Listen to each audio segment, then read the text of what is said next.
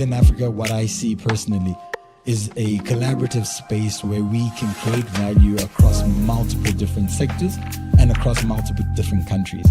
And what does that require? It requires each individual to play their part.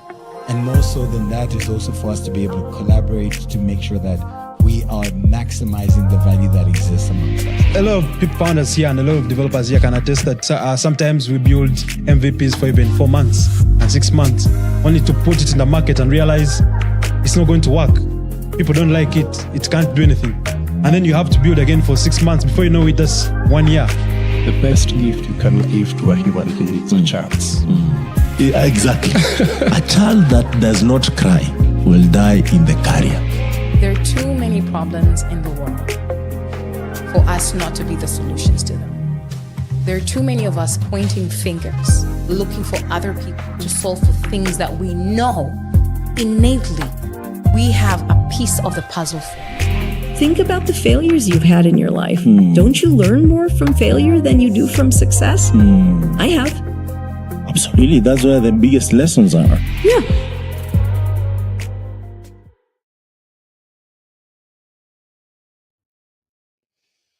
Wonderful, wonderful. It's another beautiful day. Welcome to Impact Masters Podcast. I'm your host, one and only Michael Kimathi. Call me MK if you want. At Impact Masters, we focus on the tech ecosystem by creating and sharing knowledge. We tell authentic stories, preserving history, embracing innovation, and highlighting impact through actionable steps. We're not just storytellers, we are disruptors of the status quo. This episode also features on the Africa's Talking Retold podcast in collaboration with Africa's Talking, Africa's leading communication and developer platform, providing SMS, USSD, voice, mobile data, and airtime APIs for the developers to build solutions at scale. Together, we amplify voices shaping the future of technology, business, and community. Today is an amazing day because this story I can resonate with. 2 years ago, I could not. And I'll tell you why in the conversation with my guest today. I have an honor of hosting world record holder Kwame Terra, founder and CEO of bEHR Health Systems. In April 2025, Kwame walked 2,778 steps in 30 days, breaking the International Book of Records.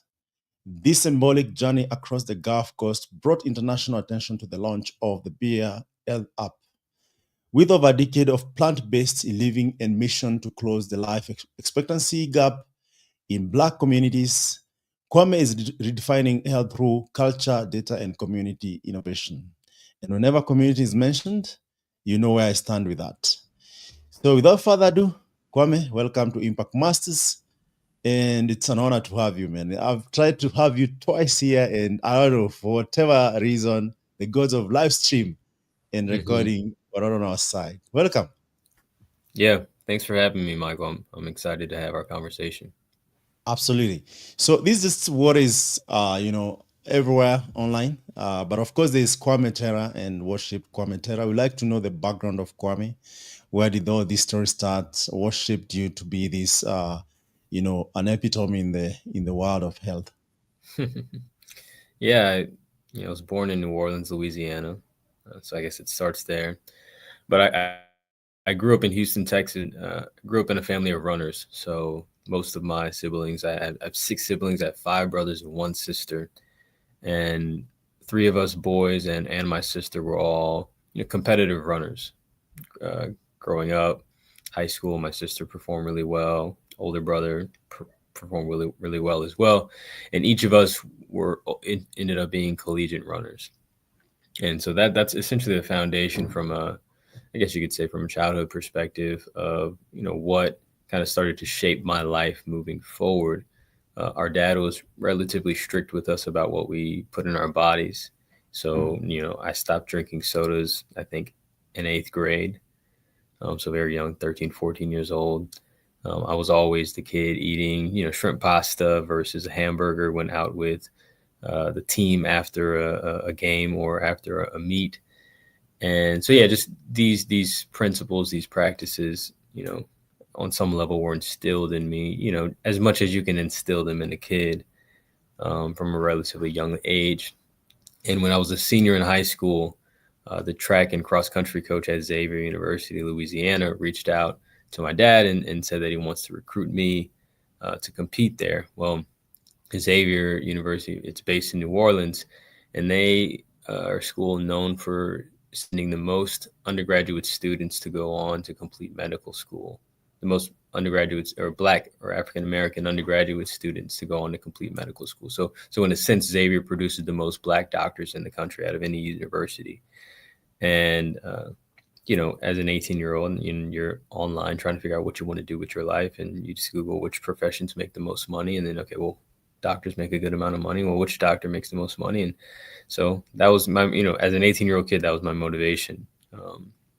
And, you know, with the coach reaching out and offering a significant scholarship, you know, money talks. And I played baseball all my life, and I really wanted to become a professional baseball player and play collegiately, but just made a decision based, you know, in large part financially. Also, there are a lot of factors. You know, again, I was born here in New Orleans. Most of my extended family is here.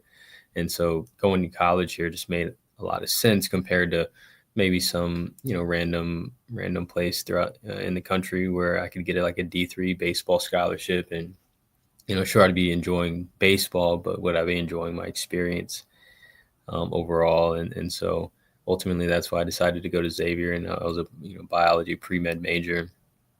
And yeah, I was on that track, did really well in competition in cross country and track. My sister actually graduated early and came to college with me. And so her and I both won conference in the first year, our freshman year. We won conference in cross country. We're the first brother-sister duo to win conference in the same year. And we actually got featured in Sports Illustrated for it. So that was one of my original claims to fame.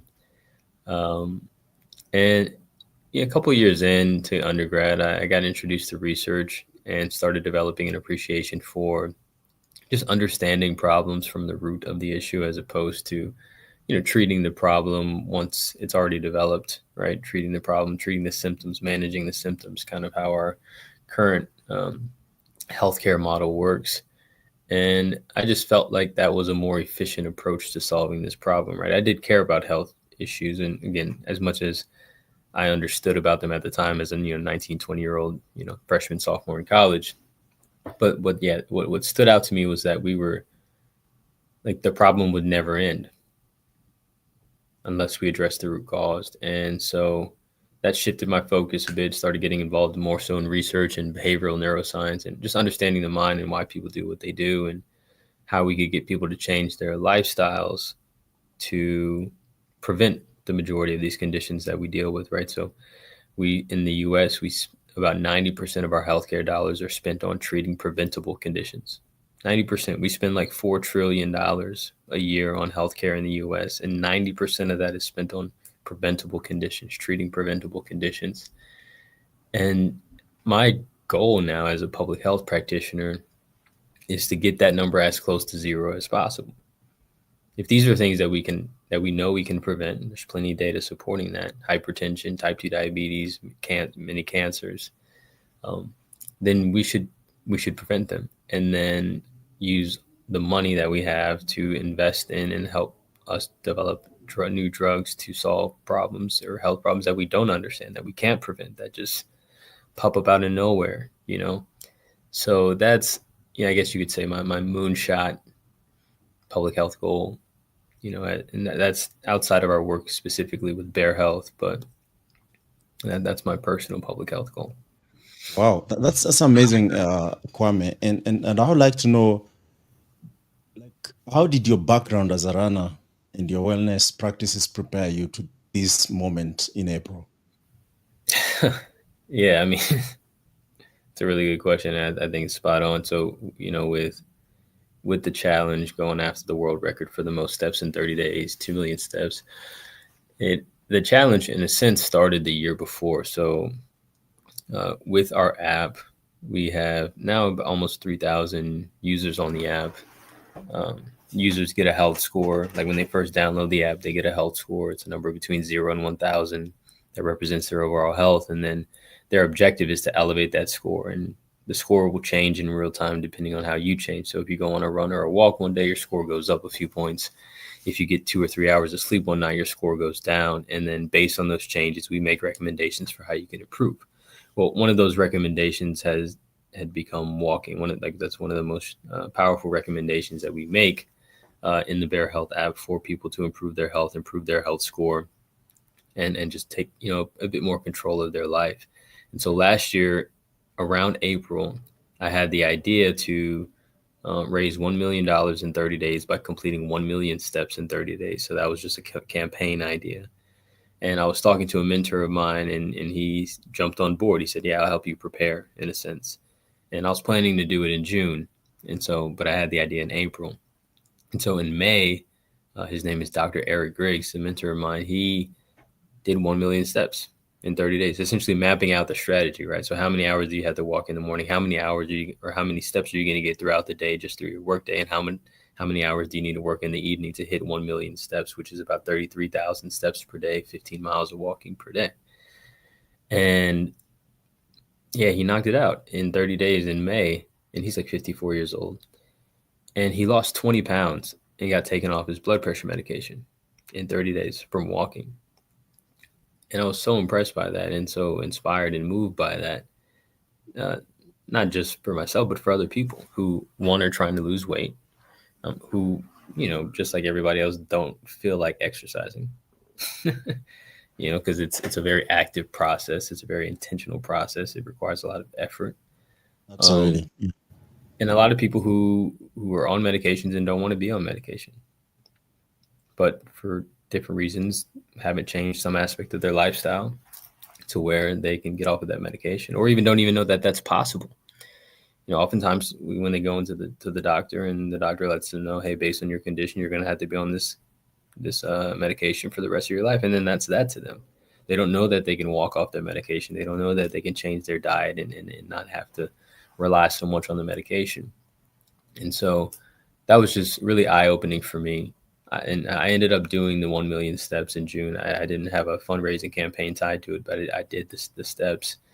And then another user did it in 28 days in July. So he lost 28 pounds in 30 days. Two more users did it in August. They both lost 20 plus pounds. And in addition to like the weight loss and the health benefits, the mental benefits, their perception of themselves changed. What they believed they could do changed.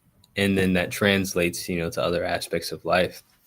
And that was really powerful, I guess, few months for me. And then so we all just got to talking about what the world record is, and do we think any of us could go after the world record? And that's ultimately how I came to be going after the world record in April. And I had been training for about a month for a 10K before I decided to go after the world record. I wasn't sure which month I was going to do it. I knew I wanted to do it in 2025, but I didn't know which month, because I knew I wanted it to be connected to awareness for the app. And I was actually at a talk on March 27th about influencer marketing and influencer business models, where like you just garner a significant amount of attention for yourself, like your personal brand, and then that has implications for your business. And so I was like, well, maybe it's time for me to lean into that, building of my personal brand. And I need to do something that is going to get a lot of attention, but I don't want to just do something random that gives me a lot of attention. I want it to be aligned with what I'm doing. And so I was like, well, maybe this is the perfect time to go after the world record for the most steps. So literally 3 days before April, I decided I was going after it. No preparation, no plan. I mean, I planned for the last 3 days, but that was about it. And then we went after it. First day, I did 67,000 steps, and then I kept doing that. So there was no like, let me practice and maybe get closer to these steps so that I can break the world record when I do it officially. It was just, let me give it a shot. If I make it, well and good. If I don't make it, I can give it a shot again. And yeah, absolutely. And that's kind of what I've gotten to that's my life now, what you just described. I'm going to give it a shot. If I don't make it, I don't make it, and I try again. That has brought that mentality has also brought me so much peace in life, because I was actually listening to something yesterday from the CEO of NVIDIA, and he said that people with high expectations have low resilience. And I don't, this isn't necessarily a blanket statement. I don't think it was making a blanket statement, but yeah, I think that's an important insight, because if you have high expectations, you might not even try things because you don't know if you're going to achieve it or not. And especially something like a world record, right? Yeah, and sometimes you have to like wait until you are ready, which is like, when is that? Yeah. Yeah. And yeah. I mean, I'm sure you could. I'm sure I could have been more ready to go after that for sure. But maybe I was already ready, like you said. Like, how did my experience prepare me? Like, I'm an endurance athlete. Maybe you've been preparing this since you're born You know what through, I'm saying? dieting and eating right. Yeah, being able to bounce back each day, I think, was probably, to me, the most impressive aspect physically. And then early I was trying to decide, okay, obviously this is painful each day, and it was absolutely painful each day. And the hardest part was just the fact that it had to be done every day. I didn't have any margin for error. I couldn't take off a day. Literally could not take off a day and be able to reliably hit the record, because then I'd have to make up 10,000 extra steps on top of 67,000. There's nothing casual about now going to 77,000 or 87,000 steps. So I really needed to hit my mark each day. But I just kind of went after it. And I wasn't, like, I didn't have the pressure on myself that if I don't hit it, then like people are going to judge me or I'm going to judge myself. My job in life is to give myself the best chance at whatever outcome I'm pursuing. And so long as I feel like I've done that, then I'm okay with whatever the outcome is. Now, fortunately, we hit it. And I was ahead of pace for the majority of the challenge after about 10 days in.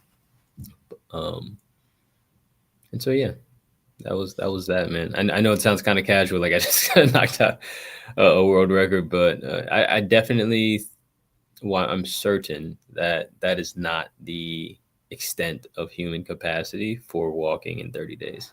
I could have gone further. Had I been more prepared, had that been all that I was doing, because I was still working, like still building my business while I was doing this. Like I was working while I was working on my phone while I was walking. I'd stop for meetings from time to time, but I really could only sit for about 3 hours a day outside of sleeping. I was literally walking all day. And anytime I was seated for more than 30 minutes, I started getting anxious.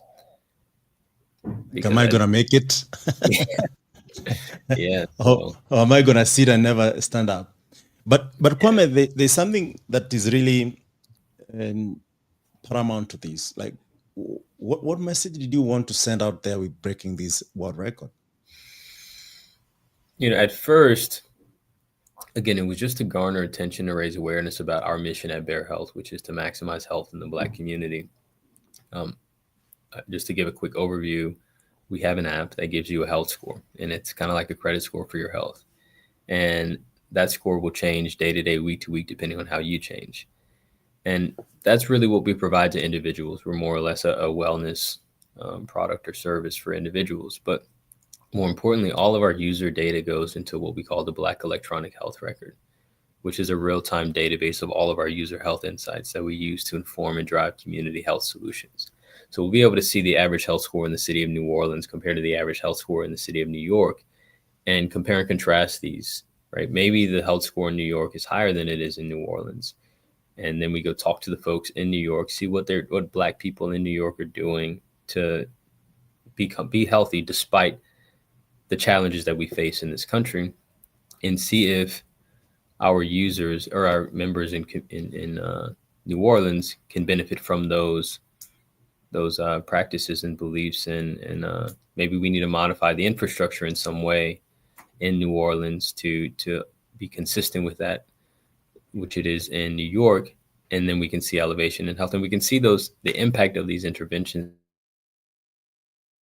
in these changes in real time, right? We'll see the total number of steps taken in the city of New Orleans from June to July after we implement something, and know if that was effective, so that we can then double down on that if it was, or divest from it and try something else.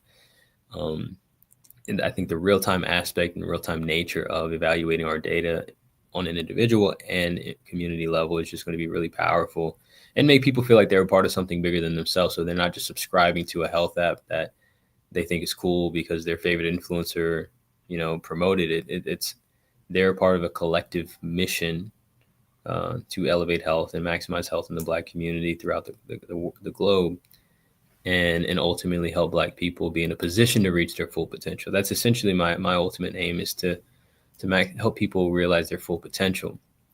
We're in the health lane, but ultimately health is affected by everything and every aspect of health, or every aspect of your life. And so ultimately we will work on every aspect of life to again help facilitate the each individual reaching their full potential. Interesting.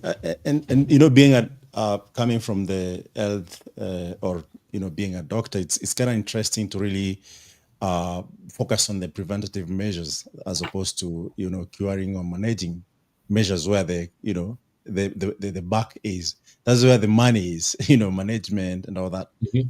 It's kind of interesting and everything that is changing. But I would like to know, why tech? Why have an app? Why not have a house where people maybe join a gym and then they can walk and all that? But you include tech in it, starting with a mobile app, because as it is, I can for sure see it's a phone first and then web later. Mm-hmm. Yeah, that's a good question. And had you asked me this 2 years ago, 3 years ago, I would have probably had a slightly different answer. But tech first, so that we can reach scale quicker, right? If we set up a house in New Orleans, and that's all that we offer, then those are the only people that we can reach, are the people local to that space. We can't improve what we aren't measuring, right? We can't improve what we aren't measuring. And while I don't believe necessarily that a health app is the solution to the Black health problem. So I earned a master's in public health from Xavier with a concentration in health equity. It is clear that the solution to the health disparities that exist between Black people and the rest of the country, 6-year life expectancy gap, right, is social determinants of health, right? Access to education, access to healthy foods, access. We need to improve quality of life for Black people, because that's what has been taken away, or in many cases has never been granted, and what must be restored in order to achieve health equity. Give somebody a good life, they live longer, period. Or at least curate an environment that enables them to create a good life for themselves. They live longer. And so that's the objective. However, the reason that we went with technology is so that we can measure it, right? Measure all of these changes as we make improvements, as we put these houses in place. There are these community centers in place, because we start with the tech, but then based on the insights, we then develop infrastructure to meet the needs that are revealed through the data. And so that's ultimately why we go with tech versus, so that we can get the data, so that we can know where the needs are, and more importantly, evaluate the impact of the interventions that we roll out. Because if you think about it right now, a team of researchers will go into a community and go do a needs assessment, right? So in that needs assessment, they talk to some community members, they find out what the community needs, and then the community will let them know, and then they go back and then develop some plans, and then they deploy those plans for like a 10-year plan in that community over the next, decade, right? Well, in the 5 years that they're coming up with a plan and then deploying the plan, the community has changed 10 times over. I don't know, but things change. And so how effective will that new plan be? Sure, there may be some general improvements that are going to be effective no matter, the changing of the conditions. But what if we went and talked to that community, got them on a platform that's evaluating every aspect of their health. And then the following month we deploy something, and we evaluate the impact of that intervention. Let's say we put a park in a neighborhood and see how that affects total steps taken in the city, in that neighborhood or in that community. Okay, that worked. Now what do we do? How do we lean more into that approach, that concept, as opposed to waiting again 5 years and then 10 more years after that to evaluate the impact of it. So to me, that's ultimately why we created this tool. And the tool isn't the solution. It's part of it. It certainly is. But the solution is community. The solution is really the solution is community. And that's what I've learned over the past 18 months. We have to help reestablish, foster the village in communities, because so that we can take care of ourselves. Wonderful. Yeah. Yeah, when you talk about community, you're now getting into my area of expertise, and it's kind of fascinating when I realize how powerful a community can be. But it's also hard to really, for the community to see what you're trying to do. Of course, eventually the results and the wins, when they come in, definitely there will be people who wants to ride on that. But in the initial days, that is really hard to get across. So I would like to know, how do you translate personal discipline into community movement? Yeah, I mean, it's a perfect question, and I think I have at least a good answer for now. I'm sure you've seen like the development of run clubs and walk clubs and yoga clubs and all kind of fitness social clubs. And what's really interesting that's happening right now is that people are doing something that they hate just to be around other people. Most people don't like running, frankly. However, many people are waking up every Saturday morning, every Sunday morning, going out every Wednesday evening and running. And everybody's a runner. And they're also making investments. They're buying shoes, they're buying watches, they're buying all kind of gear. But the motivation is other people, is to be around other people. And it's not even close. Sure, people want to be healthier, generally speaking. And it makes it easier to stick to your goals when there are other people to do it with. But at the core of it all, people need community. It's not just like a desire or a want. It's a need. And these low pressure wellness clubs have essentially created an opportunity for people to fulfill that need for themselves. And so that's how you can you re-ask the question again? The question was around how do you translate your personal discipline into the community or the values to keep people going? Because there's someone who will come one day, try it off. As you have, you've said people don't like running. I'm guilty as charged. But I realize if you don't combine these with your day-to-day exercise, then it becomes a bit longer and the results are delayed. But definitely there's the discipline in it. Right. Absolutely. But it doesn't feel like you're exercising when you're at a run club. You are exercising, but you're getting so many additional benefits that it doesn't really feel like this chore. Like it's not like you're going to run because you have practice and you're getting paid a scholarship or this is practice for some team that you're on at school. You're voluntarily doing this to be around this group of people that you like, who are also either on the same journey as you, wellness wise or running wise, or already where you want to be. And just by being around them, it facilitates the development of your discipline, because you become like the people that you spend the most time around. And so that's why leadership is also really important in these clubs. And so it's good because people are going to become like the leaders of the clubs and the communities. So that's to me how you systematize that, how you facilitate the development of someone's discipline for their health and wellness within the community, is by the community representing that and living that, and then building the community, growing and inviting people to be a part of that. And in this journey, have you seen people fall off and come back, or fall off and that's it? Yeah, so that was a real concern of mine, and part of why I wanted to start Bear Health in general. There are tons of wellness activations, meetups, clubs, workshops, seminars throughout the country, and they're really powerful because someone will get really inspired for a couple of hours, and then now they're motivated to stick to their wellness goals. But then naturally, just like everything else, life happens, and you're on your way home from work, and it's late, and you need something quick to eat, and so you stop at the fast food restaurant, and then you're back on that wheel. One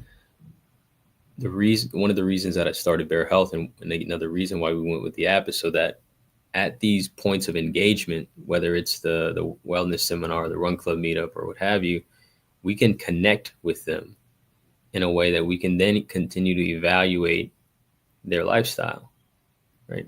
Because for the most part, they come to a meetup, maybe there's a check-in process, and we get their contact information. At first, not so much. And now they're left with maybe following you on Instagram, right, as a consistent form of follow-up, but I have no idea what's going on in their life, right? I can't reach out. I mean, I could DM, but then again, I don't know who all was at the meetup, right? But now when they come to the meetup, they download the app, they get their health score, they join our challenge, our monthly mileage challenge in the app. So now we're seeing how much mileage they're doing. I can see their steps, I can see how much sleep they're getting, and now I can know a little bit more about their life, so that when they did fall off for whatever reason, instead of just, not ever really making contact with them again, I can follow up in some seamless way, remind them of the next meetup. Some of our push notifications about just like general like health and mentality, might be the nudge they needed to come join us again, right? It's like, oh, this app just sent me like a really positive morning message, and that really helped my day. And so let me go get back around those people again. And then maybe it is to the point where, I see that they're sleeping like 3-4 hours a day, and they're not taking that many steps, and you just check in and see what's going on with their life. Not, hey, you need to take more steps. Hey, you need to come to the club. It's like, hey, here to talk if you just need someone to talk to.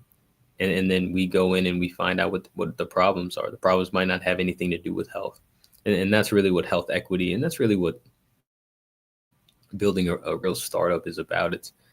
It's not, kind of forcing your vision or your idea down people's throats. It's going to people, asking them what their problems are, and helping them solve their problems. And then in that builds value for them, and allows them or encourages them to continue to engage with what you're building, because you solved the problem for them, not because you have this really cool app, Wonderful. So let's talk a bit about the bEHR app for a bit.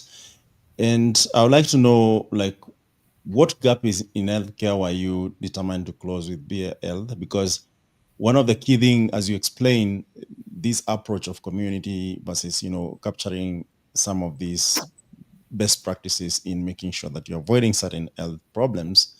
I'm like, if all doctors were in bEHR health, then there could be more innovation around how do we prevent, how do we make sure that it doesn't happen. And if it happens, it's not as, because there are people who realize they're diabetic when it's too late. There are people who realize they have this condition and it's too late. But do you even envision where, plus closing the gap, do you envision where these are possibility through this process? You're talking about integration with the healthcare system? Absolutely. Yeah, I mean, that's to be determined. Our ultimate vision right now, again, we're focused on solving the health disparities among Black people. Okay. That's not to say that there aren't potential implications on the whole system. Yeah. The problem that I'm interested in solving, what motivates me to wake up every day, is to solve that particular problem. Anybody can use the app. Anybody can download the app, be a part of our community. We don't actually. On some level, you should be an ally. You should support our mission on some level. It might be an uncomfortable environment inside the app for you if you don't. Makes a lot of sense. Yeah. But anybody can download. We're not gonna remove people from the app or anything like that. So Yeah, so it just depends. When I was in graduate school, I had already had the idea for Bear Health before I started. It was in my personal statement and everything. However, I still had a lot to learn.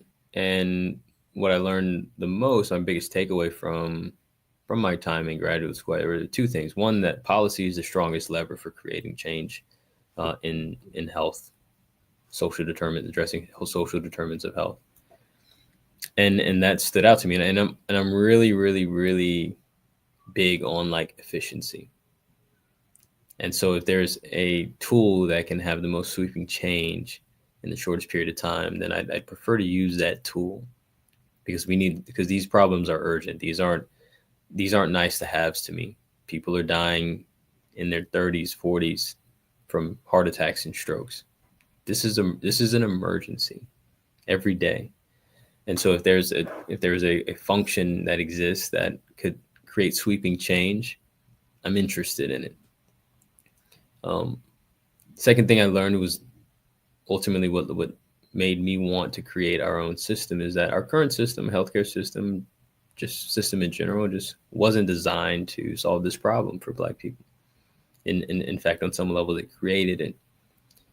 And so I didn't want to go and try and change the system or fix the system. On some level, that seemed like an impossible problem. And at best, a solvable problem, an achievable aim, but a terrible life for me. I'm not really interested in that. And I don't know how long it would take to solve or fix the system, reinvent the system or whatever. But it would probably take just as long as it would take to build a new one the right way from the beginning. And so at Bear, we aspire to create a healthcare resource that's free from the shackles of racism that infect our current system and seamlessly integrate health into Black culture. And we do that by talking to Black people who are dealing with these problems and developing solutions to address it. I don't know what it'll look like in the end. I'm only interested in solving the problem. And to become the best solution in the world at solving this problem, I just have to talk to the most people with the problem and test the most solutions and iterate and modify those solutions over and over again, more than anyone else, me and my team. So that's, our vision. You can imagine a nationwide, worldwide network of centers that we'll call Bear Connect, all connected to the app. So long as you're on the Black electronic health record, we'll know your history and be able to provide you tailored care. And that's the current vision. So I don't know if we'll integrate with the healthcare system. I'm sure we'll do several tests. For example, there are healthcare systems here in New Orleans that are, have some projects that they need to fulfill as it relates to addressing underserved communities, and they need data, but they're struggling with engagement. Engagement is like pretty much our secret sauce, if you will, right now. And so they may be interested in essentially subsidizing the cost of the app for some, people in certain communities to be on it. And then these people engage with their healthcare system right now. So this is their patient population. And so that's an example of potential integration.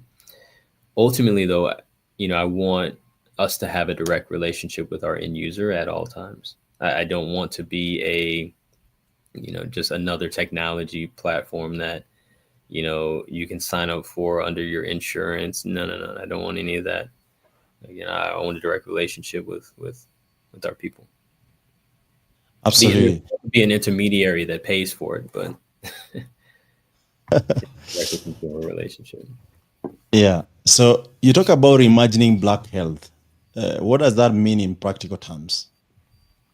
Yeah, I think it's structuring environments, structuring families, structuring cities in ways that, again, make health seamless, designing them in ways that are health promoting. Right now, our environments are disease promoting, right? You drive everywhere. The majority of the food is unhealthy. Yeah. Right. Is that by design? Yes. Yes. I think it's by design and also by it's both, right? So it started off by design on some level. Well, when it comes to fast food, in America. Again, I don't know for sure, and like depending on the time of day and my state of mind, I may be full blown conspiracy theorist, or I may be like completely, just a little bit more sound mind than that.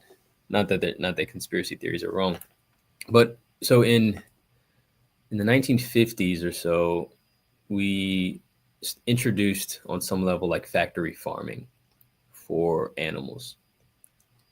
I'm forgetting the exact year, but what that led to a surplus in supply of, let's say, just chicken, for example.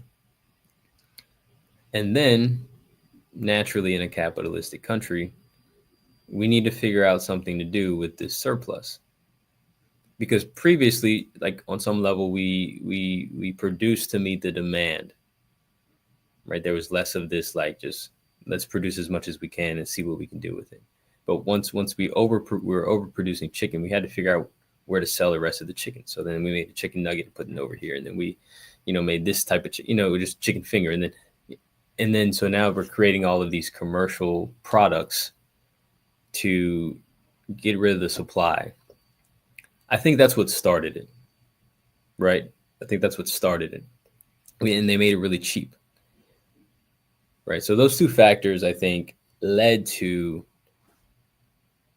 overconsumption of these foods across the board in America, but particularly also in Black communities. And then now there's a supply and demand situation, like an actual one, because they created demand with this. We were not looking for chicken nuggets, like we weren't. I don't think so. I don't think people were laying down like, man, I really want a chicken nugget right now. That's the 1950s. I don't think that was happening, but they put something out there and people are like, oh, that's cool, a little bite-sized piece of chicken. Nice, I like that. And a lot of times people don't know what they like, don't know what they want until it's in their face. And that's also just a side note nugget for business in general. Like, put things out there. I mean, do research, sure, and make sure it has some sound principles behind it, but just put things out there, see if people like it, and then iterate from there. So, and that's what they did, and people liked it, and here we are. But I think what happened also is that in Black community, in impoverished communities in general, these cheap foods became just kind of a part of our weekly daily diet, more so than in other maybe well-to-do communities. And then it just became a supply and demand thing. That's on some level what we started to want. And so then when you put fast food restaurants in Black communities, they do well. The businesses do well. And when you put now, again, all of this was created by this supply change. But yeah, now when you put a healthy grocery store, a healthy restaurant in a Black community, it doesn't do well. And so it's hard. So people are choosing unhealthy intentionally, as it is. Say that again. People are choosing the unhealthy lifestyle intentionally. It's no longer, by design anymore. I don't know. I wouldn't say that we're choosing unhealthy lifestyles intentionally. I think it's just become normalized, right? And a preference. And don't you think, and it's a very good conversation, because when I travel around, I see most of these even in the airport, whereby there is a fast food here, more or less fast food, and there's organic. I don't know how organic it is, but if you compare the prices, the organic one is super expensive, and the fast food one is a bit affordable. So if I had $20 to spend, of course, your guess is as good as mine. And if I can't afford an healthy drink, then definitely I'll go to the soda or, an healthy juice. So sometimes people are put in a very awkward position whereby you make economical decision, but ideally also you're making some unhealthy decision in the same time. Do you think there needs to be more education around that? Like, how can we also improve the Black communities, in our communities, whichever community it is, where we feel like we need to really live healthy? And can we take those initiatives to make sure that even when we're operating businesses, we ensure that we are competitively actually presenting this healthy option to our users. I don't know if business will really ever get there. It's just not the incentive structure. It works sometimes when like you do well and you do good, like you do well in business and you do good for people. I think that ultimately just comes down to the problem that you're solving, not necessarily the way you do business. And oftentimes, and depending on the times, businesses who have some sort of altruistic arm in addition to their core business, that the altruistic arm kind of dwindles over time. You know, maybe they do a donation here and there, but it falls off as like a core part of their business. I think, like for us with Bear Health, our goal is to make as much money as we possibly can, but we're solving a specific problem, and we're not pivoting on that, right? And so we will have positive impact as a result. Yeah, I think we just have to, in this current society, we have to make a more competitive play for something that improves health, right? Or policy. There's a policy called junk food relative pricing, and you just actually explained it when from a person's perspective of like healthy food being more expensive than unhealthy food. Well, there's a policy called junk food relative pricing, where the country will put a tax on unhealthy food and subsidize the cost of healthy food, shifting the perceived cost for the consumer, and it leads to higher purchases of healthy foods and lower purchases or fewer purchases of unhealthy foods. So I think it's going to be a combination of things, policy wise, for sure. That would be the most effective approach. What we do, again, is try to make healthy foods in general more accessible. And there are three components of access. People think that it's just like availability and affordability. Those are relatively easy to address. We can put a healthy grocery store in a low income community. We can put healthy options on the menu and make them, comparatively affordable. But can we get people to want the healthy food? That third piece of access is desirability. Someone's desire for that. And that is so much more complex than reducing cost and putting a grocery store in a community. And the way that we envision doing that, again, is similar to what we're doing with fitness right now, making it more accessible and, more importantly, more desirable. People are wanting to be around it. So they see people they join a run club. Maybe they look a certain way when they join the run club, but then 3-4 months later, they look more attractive in general. That's something that people want. And their friend who they know just in a few months, just by hanging out with these people over here in this run club, are now are on some level living the life, looking the way that they want to look. So I think that we need to frame it in a way that connects to something that's important to each individual, right? Not everybody cares about eating a healthy diet. Let's just say that's just not an instilled core value. That's not their fault. That's just that's really our society. I was on Chat GPT the other day, and I was talking to one of my team members, and I was like, "What is the American cuisine anyway?" Because I don't really eat much American food, and I was like, "What is the American cuisine anyway?" And it's like I was like, "Is there anything actually healthy in the American cuisine?" And it listed like hamburgers and fries, waffles, fried chicken, chicken wings, and it's like there's really. And then I followed up. I was like, "Is there anything really healthy about the American diet?" And ChatGPT was like, "Honestly, no." And so, but that's what the majority of us eat on a daily basis, and it has become normalized, and so has disease. Yeah, I mean, it's crazy when you look at it that way, and it shows you the truth of where, America itself has come from. But you mentioned something very important about community.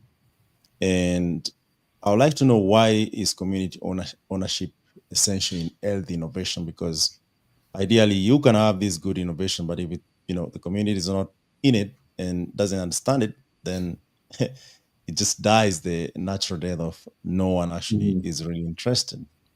Mm-hmm. Yeah, and that's going back to my point about not like forcing a solution down people's throats. Like, we have a platform. Bear Health is a platform. Our app is a platform. The space we're about to open up, Bear Connect, which will be a co-working slash wellness studio. These are platforms that we can point people to as we help them solve their problems, that we can gather people around as we help them solve their problems. These are platforms, and that's not to say that when someone downloads the app and gets their health score, they don't then use all of the tools within the app to elevate their health score as high as they want to do it. That's not saying that the platform in and of itself can't be the solution for an individual. However, I'm under no impression that the solution is the same for each individual. So what I'm doing and what my team and I are doing is we are creating these platforms where we can connect with as many people as we possibly can who are dealing with these problems, and then we talk to them and then solve those problems for them, create new communities for them, help facilitate the development of communities for them, help them start communities themselves with leveraging our infrastructure, so that they can seamlessly step into the life that they want. Because again, I don't want health to feel like this chore. I don't want to create this culture of obsessing over tracking every aspect of your health. Again, we need to track the health. We need to track your health because we need the data so we can know if we're improving.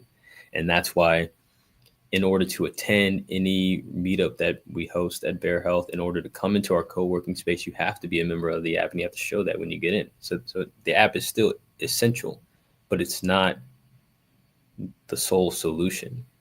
And truly, as far as I can tell, based on where we're going, the community is the solution. We need to help people build communities, because then communities solve problems. And even with the run club, like, sure, we're meeting up just to run, but then we meet up and go bowling together and talk about things. And then, well, this person has a dog and this person likes dogs. Well, when this person went out of town, this person watched their dog for 4 or 5 days, So again, now that infrastructure, because that just saves somebody the money, because they now have a friend that can watch their pet when they're out of town.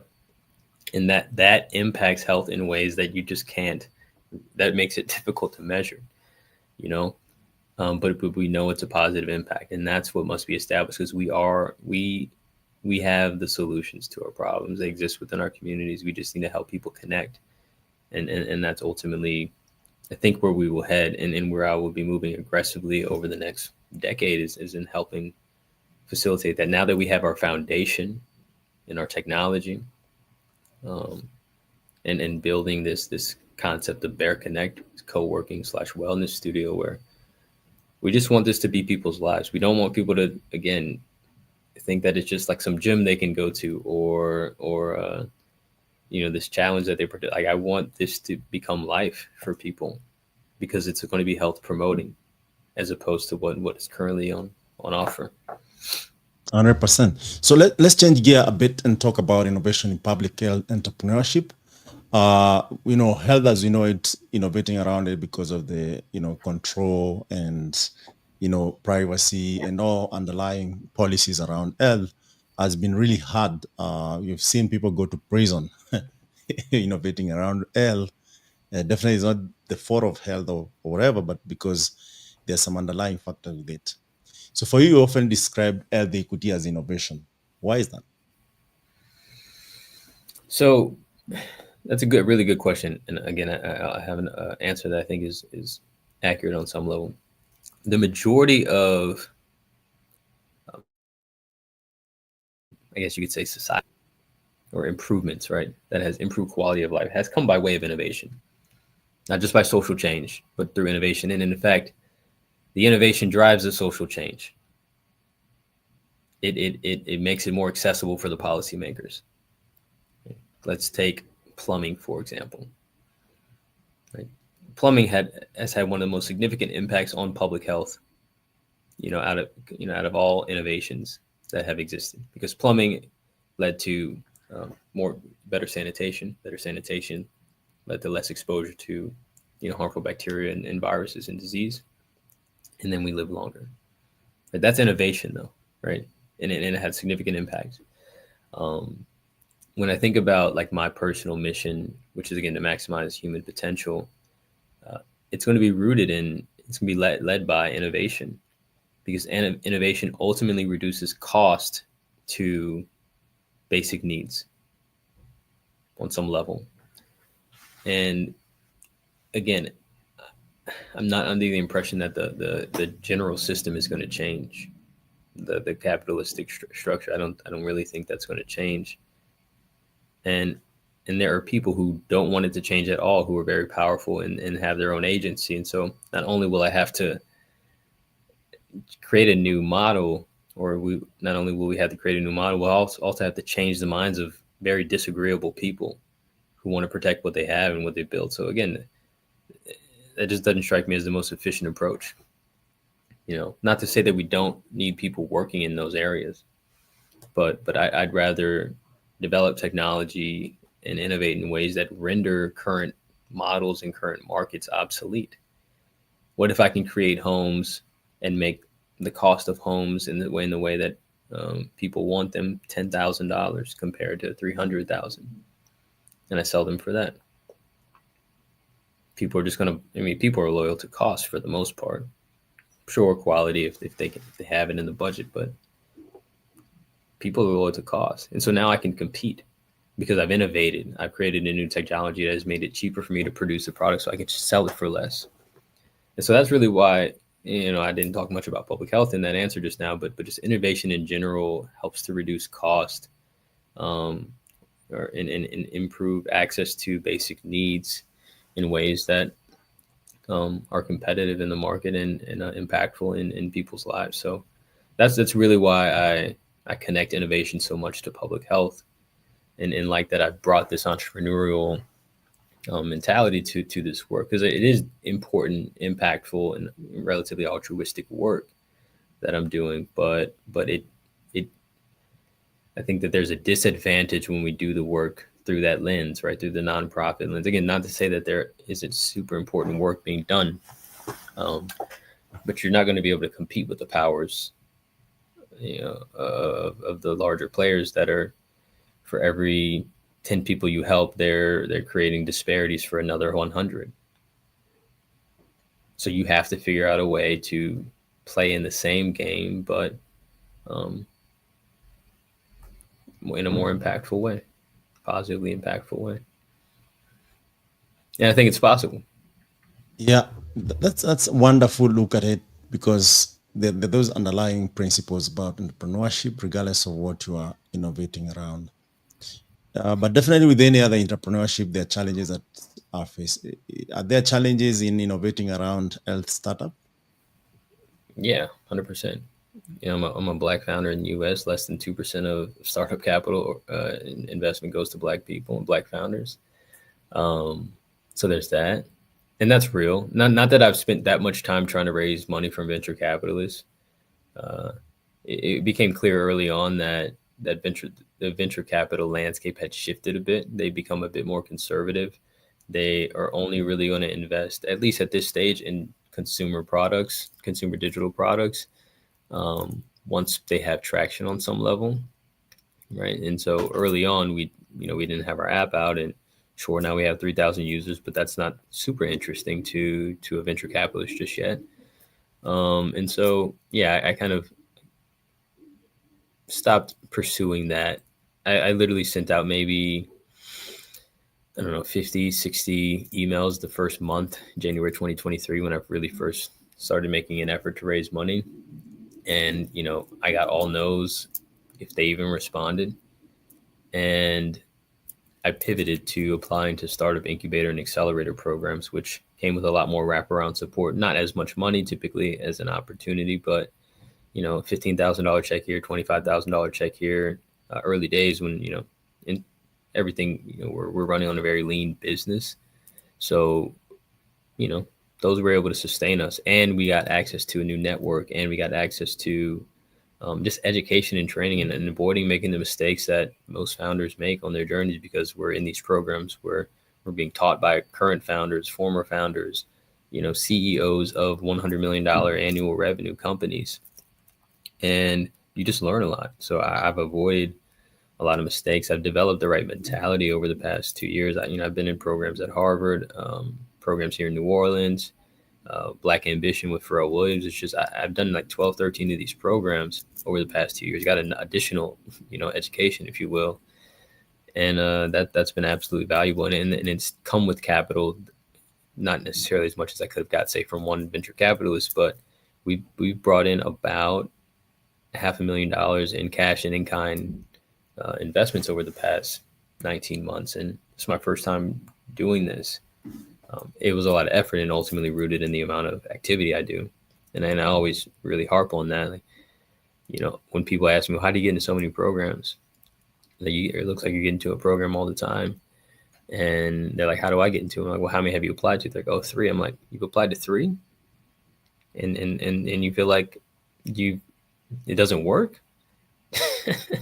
We get into about 1 out of 10. So that means if I want to get into 10 programs, I got to apply to at least 100. I've applied to 150, 60. I don't know. I stopped counting, stopped keeping the list. But yeah, you got to do numbers.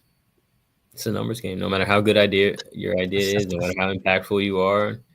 And I think that this is a really good point. It's something I'm going to start sharing because oftentimes here in New Orleans, we go to these meetups and there are investors there and there are founders there. And, founders are expressing their grievances about how, we talk to people and they don't write checks or this, that, and the other. And there aren't that many funds in New Orleans. It's not a big like venture market. And the fund managers will be there and they'll express, they're like, we hear you guys, but we have to do the same thing when we're raising our funds. We have to go and talk to a bunch of investors, and most of them say no, they don't want to invest in our fund. They don't think we're good enough investors to give us money and whatnot. And it's a bit, tone deaf from the fund managers. They're typically white men, and these are Black women expressing their grievances, and to tell for a white man to tell a Black woman that they got to deal with the same thing, it's just they don't get it. But it made me think about something, because it was like maybe the third time that I had heard them express this response to people expressing their grievances. And it made me think about the fact that they are being honest in the sense that they too have to face unlimited rejection to get to what they want. That is just the nature of this industry. And it's true. They don't have to face it as much. That is also true. But what it kind of made clear to me in that moment was that the Black women are right.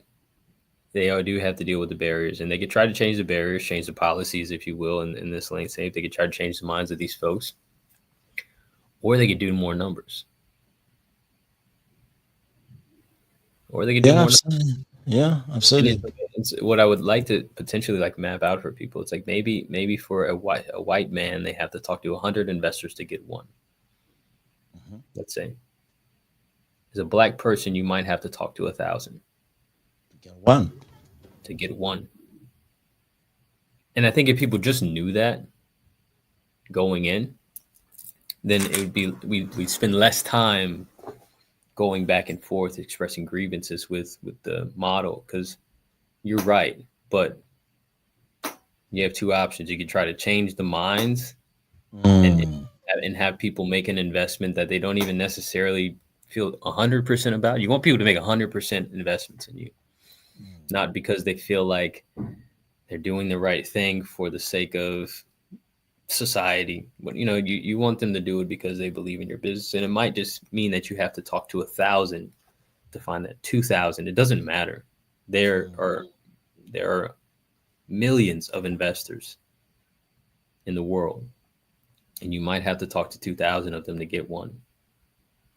So there it is. There's your solution. Wow. That's wonderful. And what I'm hearing is something that I've believed for so many years. And I've also advised a few of my friends who have explored entrepreneurship across the world, is that you can't go wrong with the customer. And the customer here could be the foundational, for your community.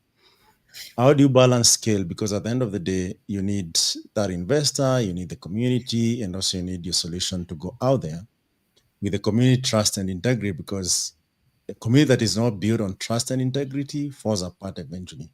And if I came to your solution believing that I want to improve my health and I know you have my back, and before I know it, I realize I'm a product. And you've seen this even at scale. Definitely, I lose that trust, and the rest is history. Yeah, So that's a how do you really balance that? Yeah. yeah, it's a really good question. Something that I've been spending a lot of time thinking about over the past 2 weeks as we have finally kind of established our foundation. So over the past 18 months, we've been operating on our beta app, which is called Dakadu. It's our technology partner. They've invested a significant amount of money into the company, and they've been a great partner to us. However, our vision isn't to build our company on the Dakadu app. We want to be on the Bear Health app. And so right now we're in the transition process from Dakadu and migrating over to the official Bear Health app, which will be out sometime this month officially. And at that point, I will have the foundation that I need to then share with the world and share with the community the ultimate vision and the ultimate message of Bear Health, and be able to point everybody to this one platform, this one point of connection that we can then build the solution from. I will say that over the past 18 months, even maybe 24 to 36 months, I've been focused more so on the investor and the program and the partners as my customers. That's where the majority of my attention has been, because that's where we needed the capital from, right? To establish the foundation. That being said, one thing that someone said to me one time that really stood out to me in a program was that what she loves about Bear Health is that there's impact every step of the way. So even though I've been focused on, developing and building relationships primarily in the investor and startup incubator and partner area, I've facilitated 60 student interns at Xavier University, Louisiana, to complete their internship credit hours with us in order to graduate. So I've helped 60 students graduate. We've done in 2023, we did over 1,400 in-person health score assessment interviews with people of the community. And again, we had the interns facilitate some of that. So they're getting this real world experience, and they're watching the impact that just knowing a snapshot of your health score has on individuals. I have an office on campus, and again, the interns and athletes and everybody in this community get to witness kind of the development and the growth of a business in real time. And, one thing that one student said one time is that they now feel like,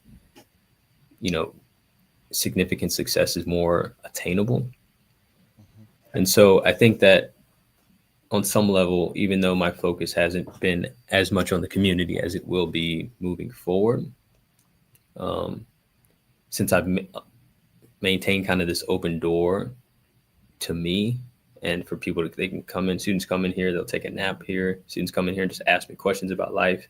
So I've still been, again, just kind of like a point of connection, a point of reference, just something that they can connect with on some level while I'm building this, because they know where my focus is. And sometimes they don't feel like it's on them, but they understand it. But despite that, I still make that time. And we've done community challenges. I know that on some level it's not as much as I know that I can do, but we've done a challenge where we gave away $5,000 to someone who took the most steps on our app. And in January of 2024, or February 2024, at the beginning of this year, we gave away 2 tickets to Super Bowl 59 for someone who for a steps challenge. So again, this is what I've done when my exclusive focus hasn't been on the community. So I'm really looking forward to what I do when it is, because now that we have the foundation and we own the platform, that was a really important part of it. Now that the platform is established, I can then just focus all of my attention on talking to people, finding out what their problems are, and helping them solve those problems. Absolutely. That's all that I'll really be doing. Yeah. and I think that people just feel it. Yeah. I mean, I hear that the trust is really built on various aspects and the spheres of this movement. And you're establishing, some unlikely partnership, especially also paying forward from where you came from, as well as, also establishing yourself as a leader. Hmm. I would like you maybe to venture a bit on what role do partnerships and local leadership play in your model in the long term and in the short term? Hmm. And say the second thing I heard you said, what role does partnerships and And leadership? leadership, in local leadership. Local leadership. So local leadership, like my leadership, or local leadership like around in the area? Both. You are a leader, man. So both. Partnerships. Yeah.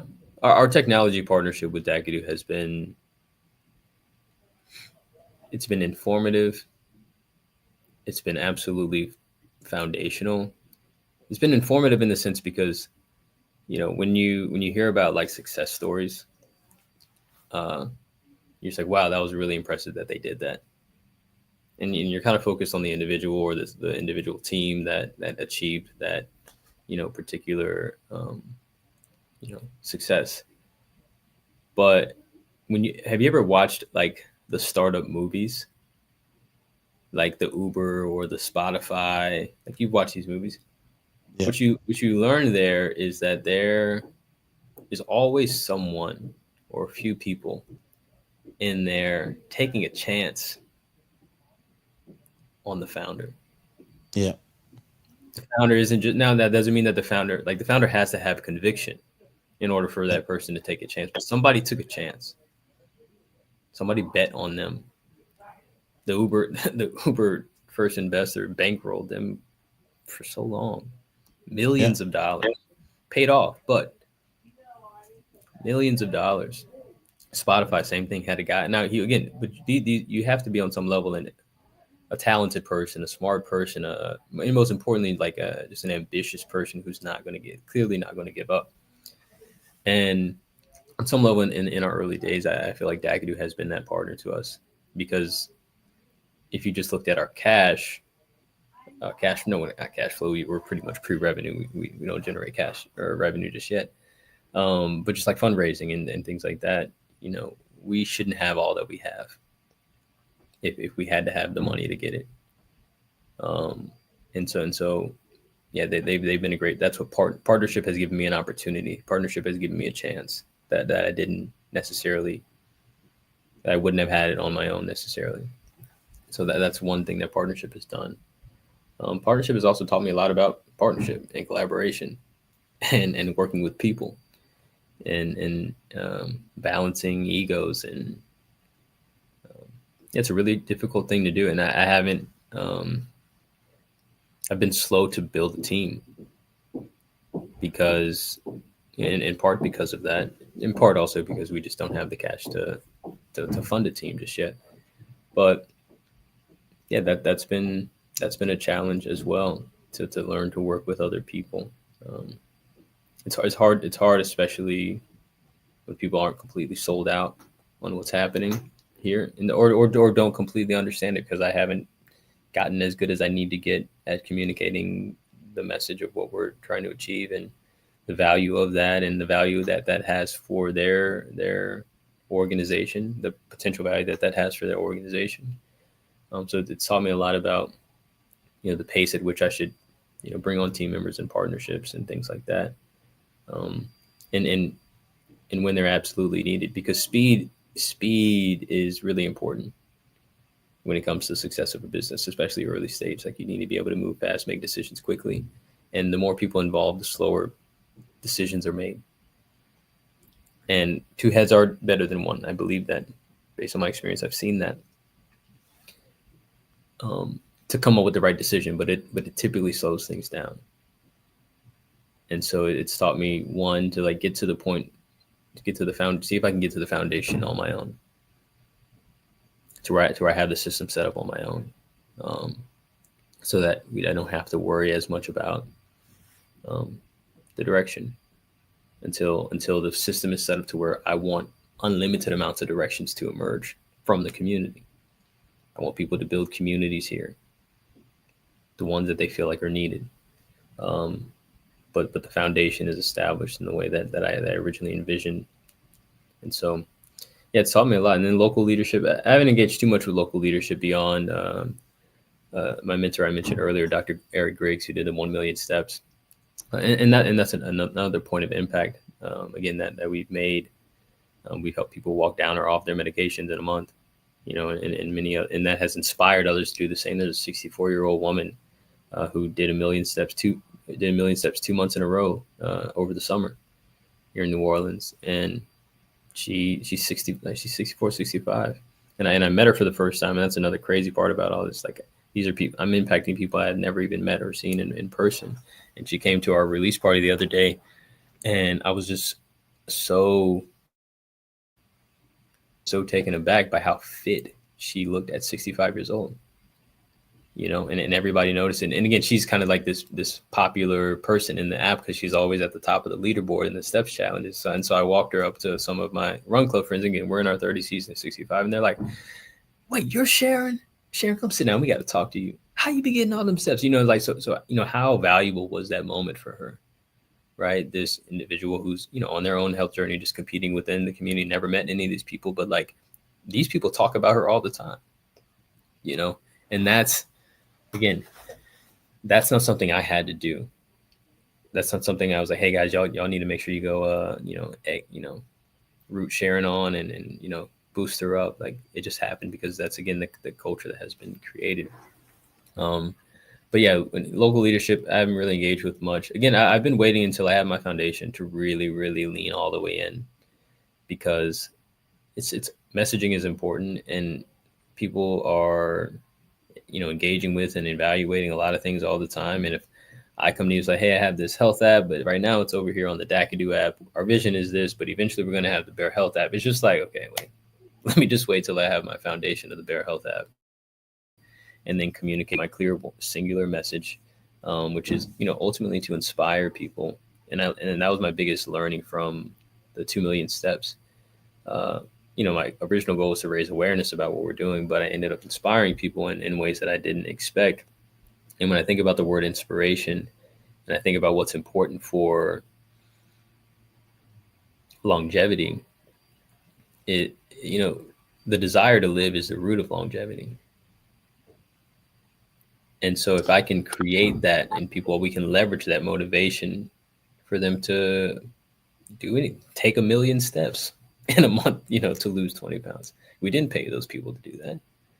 Those people did that for themselves because they were inspired by another individual who did it. That's what we really need to create here is how do we all live in a way that inspires others to live more fully and want to be here. That's when we'll know we've got society right, when people want to be here as long as they possibly can, not to miss out on the experience. That's what I'm trying to create, because all of this other stuff that we're doing, I don't really understand why, but it doesn't have to be this way. And I think that people are, as a result, are not having a great time in life. Public health is the art and science of prolonging life, but we can keep people alive for a long time, but that doesn't mean they're happy and enjoying it. Public health should be about prolonging the desire to live, because that's the root of longevity and the foundation that we can rely on to, create the world that is best for all of us. And we won't have to, and it won't be something that we have to force, because it'll be moved and driven by the natural inspiration and motivation of the individual to live life fully. Absolutely. And you mentioned something very important about longevity and the desire to live. And I think, having started my healthy journey almost now 2 years, okay. Not that I was not healthy, but definitely I was more intentional on what I do, what I choose to do, eat and stuff. You emphasize not only lifespan, but the desire to live. What do you mean by that? I mean, simply that is like wanting more out of life and wanting to be here, like enjoying your time, the desire to live longer, right?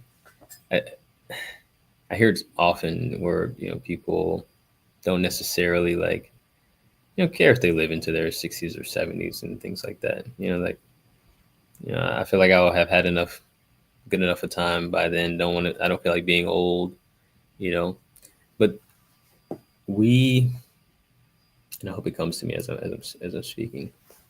As I mentioned, I don't think that many of us are having a great time with life. On some level, we don't really feel like our life matters, right? And we know, feel like your life matters. Your cells are listening to you, what you think consciously, what you think subconsciously, even more so. And when you don't feel like you're needed, generally we lose what we don't use or don't feel like is necessary. And so on some level, I do think that that's driving the early death. It's driving the early death, like just generally on a cellular level. It's driving behavior that supports or that causes early death. It makes it harder to be disciplined, for things that are good for you, like eating healthier and exercising, because it's not even the direction that internally you care to go, truly. And so that's the shift that needs to take place. Like, how do we get it to where people want to be here as long as they possibly can, not to miss out on the experience because it's that fulfilling. This is such an enjoyable and unpredictable experience that I'm just curious to know what else is out there. What else can we experience? Even when I'm 100 or 150, like how do I, again, that's when I think we'll know we've got the right system in place, because right now we don't. But yeah, yeah, go ahead. I'm asking, does that really bring you to what of this facet of life where, for me, I believe if mind, body, and spirit are not aligned, sometimes there's not always that, imbalance in whatever you do. And for me, I'm talking about body in terms of healthy wise, how you look, how you feel about it. Then mind, are you nourishing it every day? Are you adding knowledge? Are you being curious? Are you creating? And of course, the soul itself needs to be nourished, to be connected. There's some people who fall into religion, the others who are spirituality, they make sure their spirituality is strong. Are you doing that intentionally yourself to get there and have lived fully? Coincidentally, one of the biggest politicians in Kenya, where I come from, passed away, and someone just tweeted about memento mori, to the Latin world. Every one of us will die. And for me, I was like, we should not live to die. We should actually memento moris and noli vivere et moriaris, which means we should always know we'll die, but we should not live to die. We should actually live fully. And one of the key things that made me start Impact Masters is around those aspects of like body, mind, and soul, and disrupting the status quo.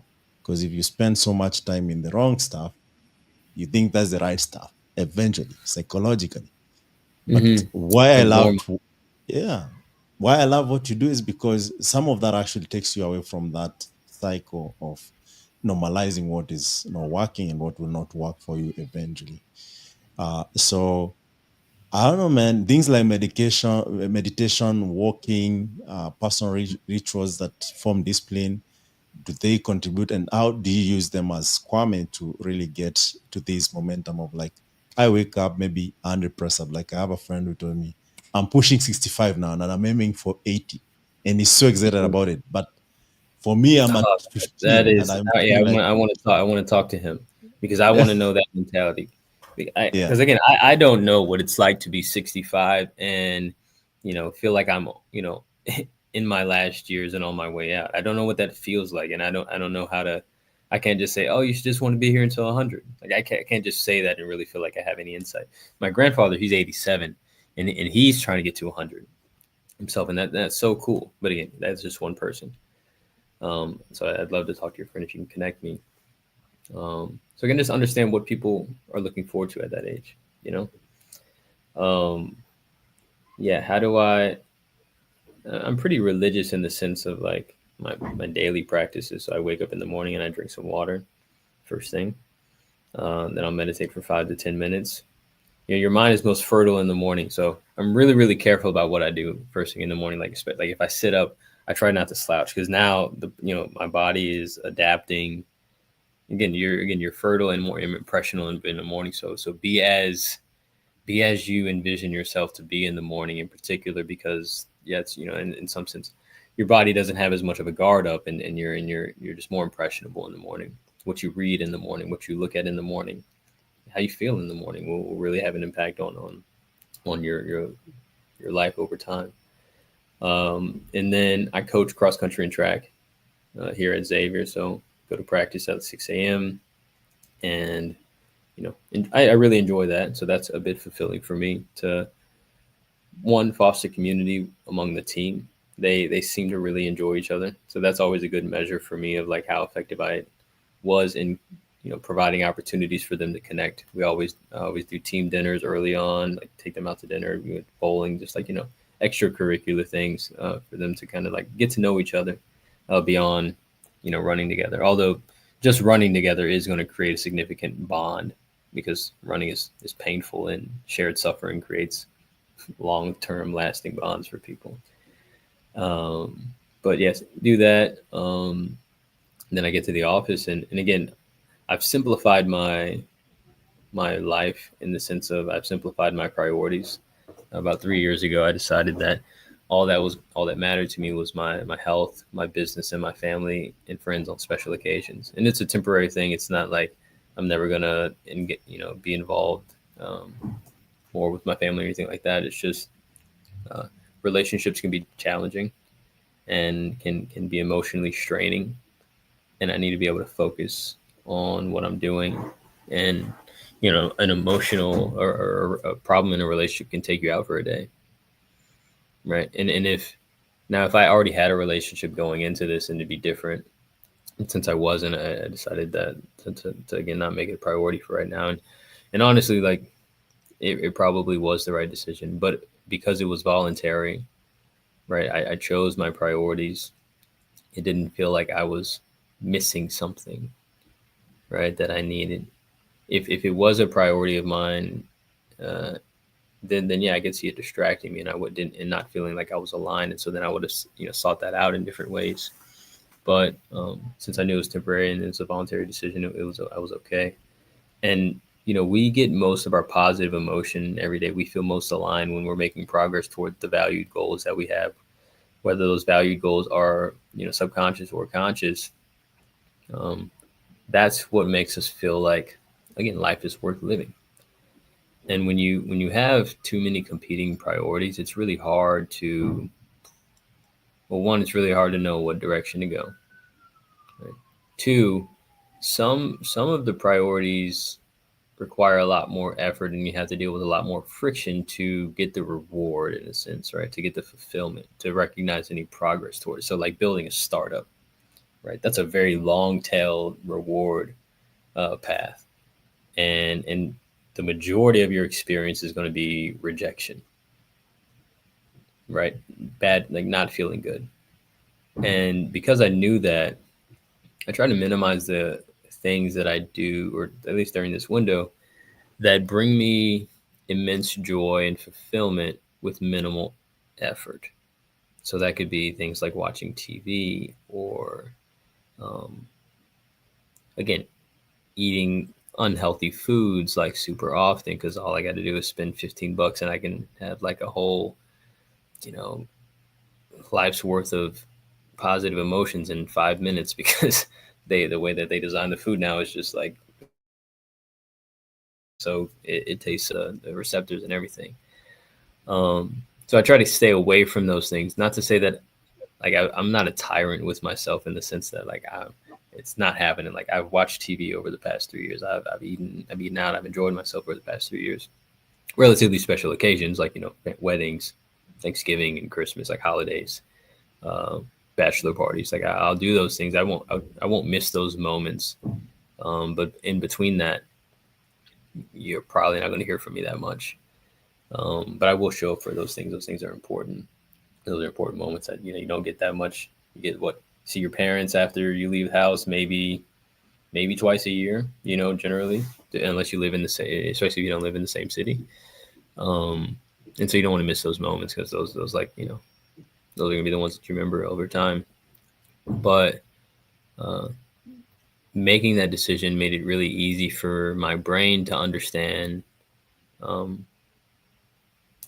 what made life worth living, what made me feel fulfilled, because I only had 3 priorities. So my business, my health, and my family on special occasions. So long as I was showing up at Thanksgiving and Christmas holidays and going to weddings and going to bachelor parties, I felt like I was fulfilling my value goal in that category. And so I feel good.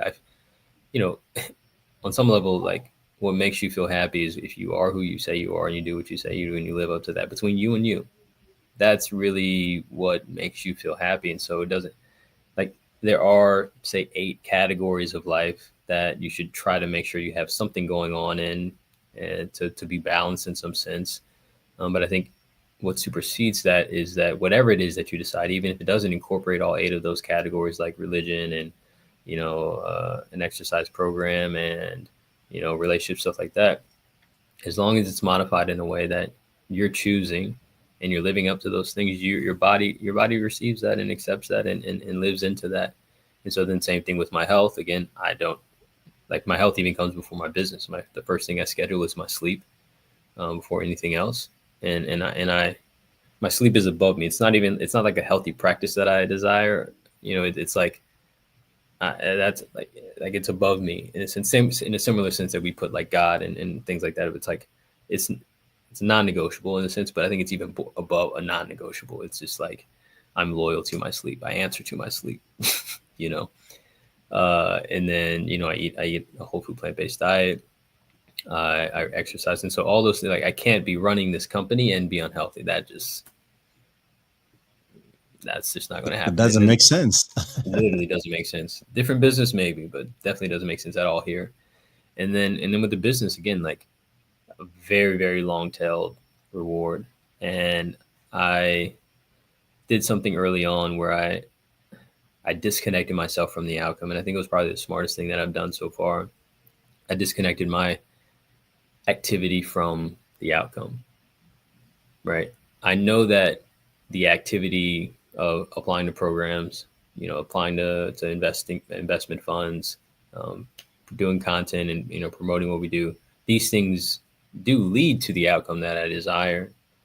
But because there are things outside of my control that determine whether or not the outcome is achieved, I didn't want to tie up my sense of self, my heart into that outcome.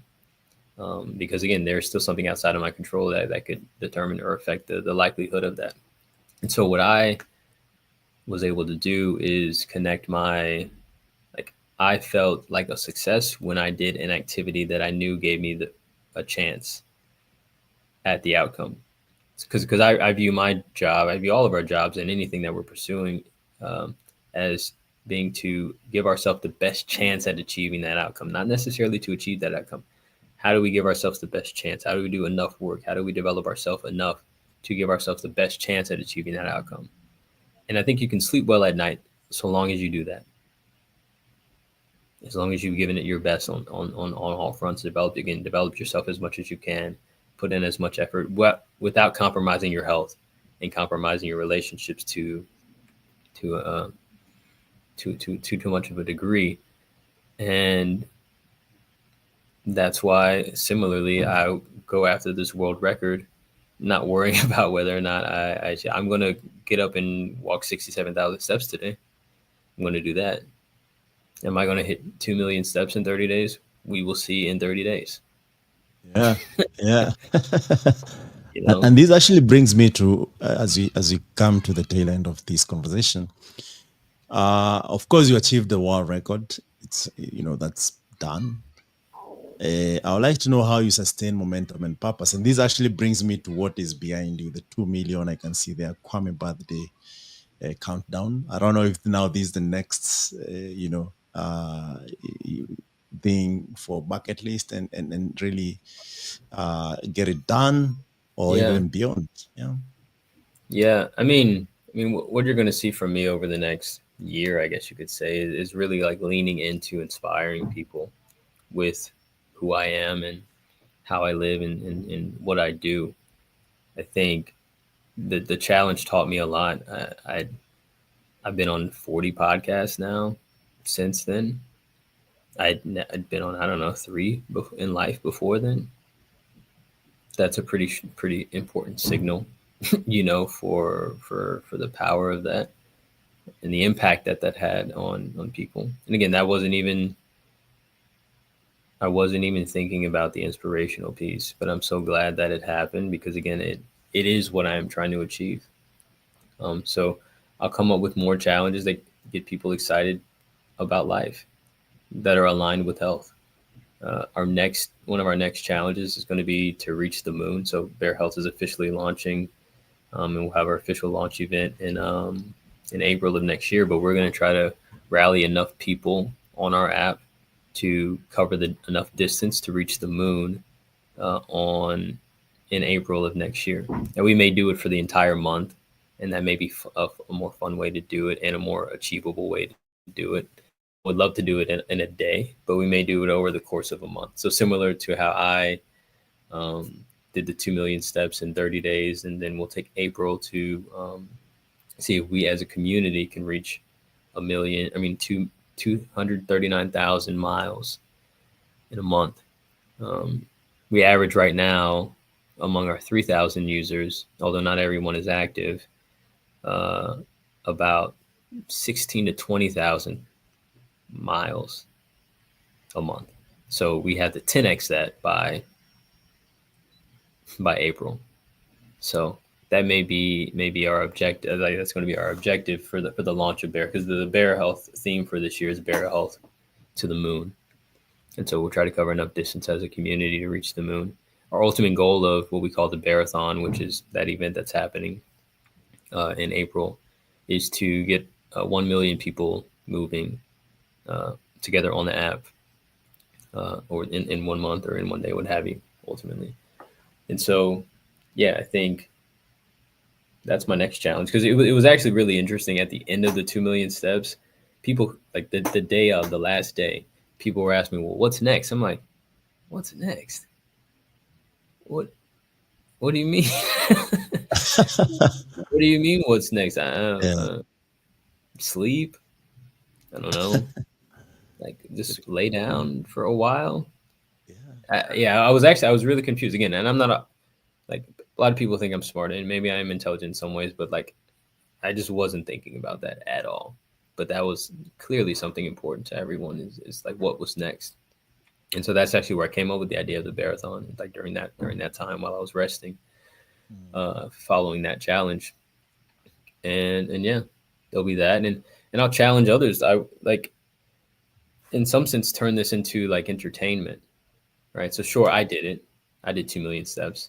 One of our most recent users who had been doing 1 million steps a month on the app for the past 3 months, he saw the post and then posted a screenshot of his average steps over the past 2 years. And he'd been averaging about 30,000 steps a day for 2 years, which is just 3,000 shy of 1 million steps in a month. So he's been averaging nearly 1 million steps a month for 2 years.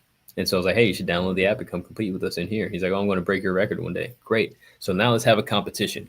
We need a representative from Kenya. We need a representative from US. We need a representative, unless you can go beat the record. And we'll all do it on the app, almost like a game show in a sense. Right? Because although Bear Health is ultimately about closing the life expectancy gap that exists between Black people and the rest of the population, we have to deliver it in a way that's going to get people engaged and excited about what we're doing.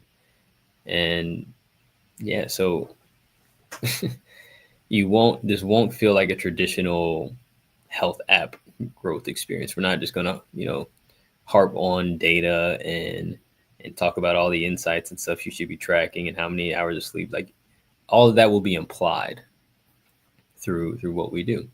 You should walk more, right? Because now we have this whole competition of people across the country or across the world going after this world record.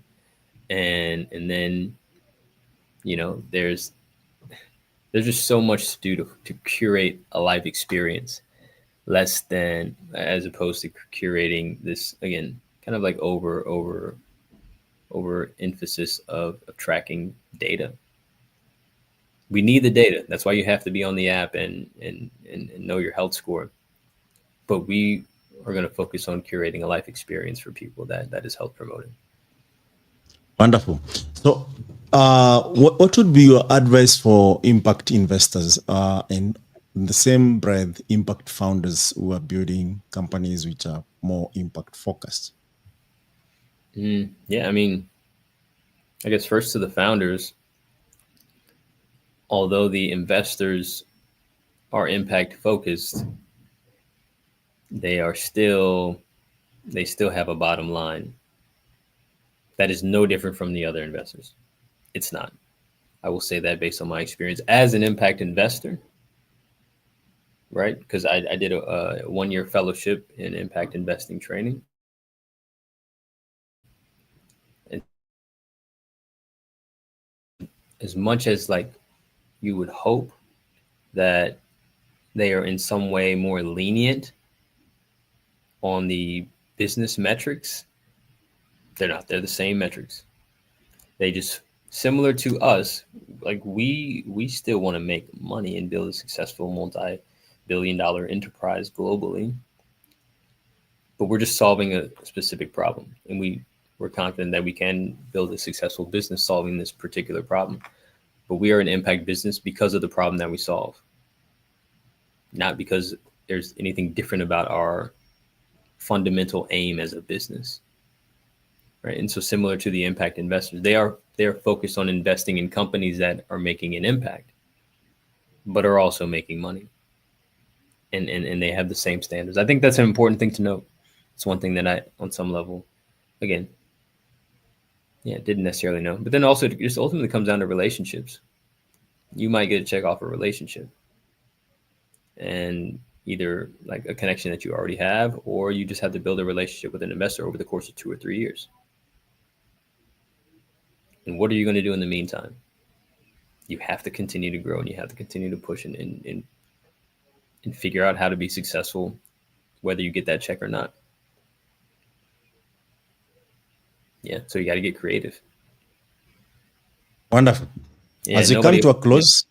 Yeah, sorry. Yeah, sure. Go ahead. Finish up. Nobody owes you anything. And that's to the founders. Nobody owes you anything. Let that go. Nobody owes you anything. Even if you're doing good, nobody owes you anything. Yeah.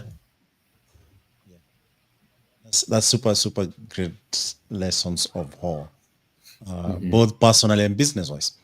But as we come to a close, what legacy are you intentionally building? With Bay and yourself. Yeah, I mean, I've said it a few times here. It's I want for when I'm done, or when we're collectively done as hopefully within my lifetime, that'd be cool to see at least the trajectory that we're moving toward creating a life experience that people want to experience for as long as they possibly can.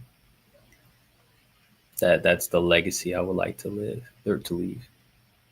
If we can set up structure community, structure environments such that people want to be here as long as they possibly can, not to miss out on the experience. I want people to be on their deathbeds begging for another breath to be here. Like that's such a strong marker to me of a life worth living.